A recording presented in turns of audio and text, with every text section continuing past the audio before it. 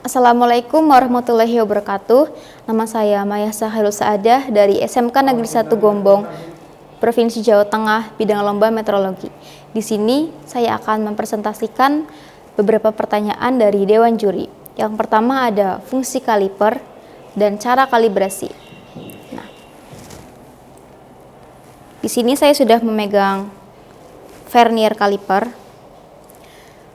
Vernier kaliper adalah alat ukur langsung yang digunakan untuk mengukur ketebalan, lebar, panjang, diameter luar, diameter dalam, lebar celah, kedalaman, dan ketinggian.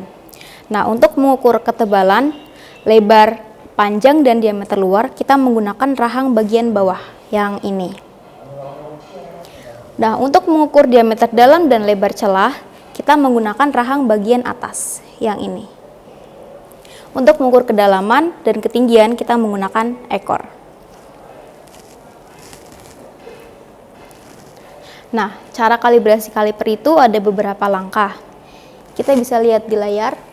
Yang nomor 1 ada persiapan. Nah, di persiapan ini kita membersihkan alat ukur yang digunakan dan mengkondisikan suhu ruangan yang digunakan. Nah, untuk yang nomor 2 ini ada pengujian kerataan dan keparalelan permukaan ukur. Nah, kita bisa memeriksa kerataan dan keparalelan permukaan alat ukur dengan cara visual. Yang ketiga ada kalibrasi pengukuran luar dan pengukuran dalam. Ini bisa dilihat di layar. Nah, yang nomor 3 ini meliputi periksa penyimpangan, hindari kesalahan ABBE prinsipal, dan pengulangan kalibrasi 3-5 kali setiap sisi. Nah, untuk nomor 4, kalibrasi pengukuran kedalaman. Yang pertama ada periksa penyimpangan menggunakan depth micrometer checker. Yang kedua ada pengulangan 3-5 kali pada setiap posisi. Untuk yang nomor 5 ada laporan. Nah, laporan ini berisi data hasil kalibrasi. Untuk nomor 6 ada stiker. Kita bisa menempelkan atau menandai stiker pada bagian alat ukur yang sesuai.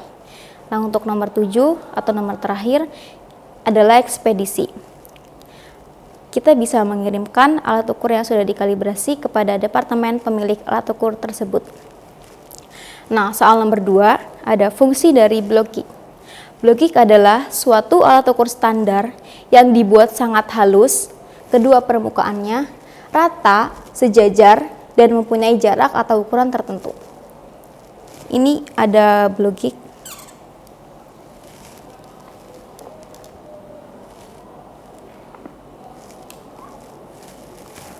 Fungsi dari block gauge ini adalah untuk setting atau kalibrasi alat ukur presisi seperti kaliper, mikrometer, linear scale, high gauge, snap gauge, pin gauge, dan lain sebagainya.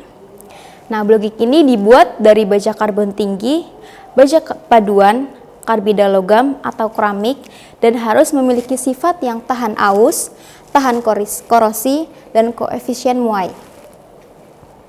Nah, untuk soal nomor 3 ada faktor kesalahan pada proses pengukuran.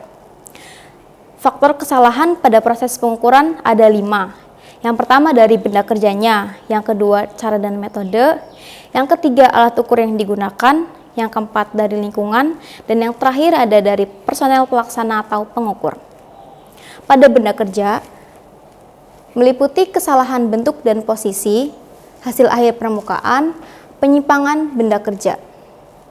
Untuk cara dan metode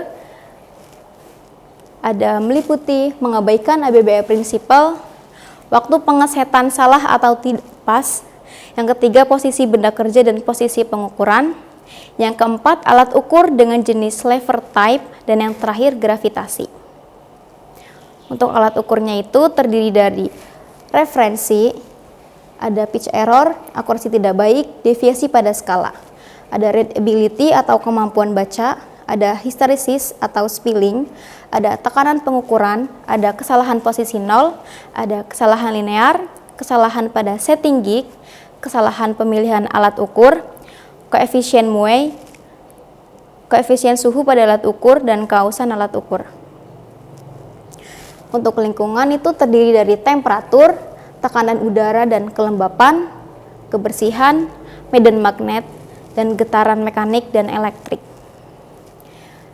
Nomor 5 ada personel pelaksana atau pengukur.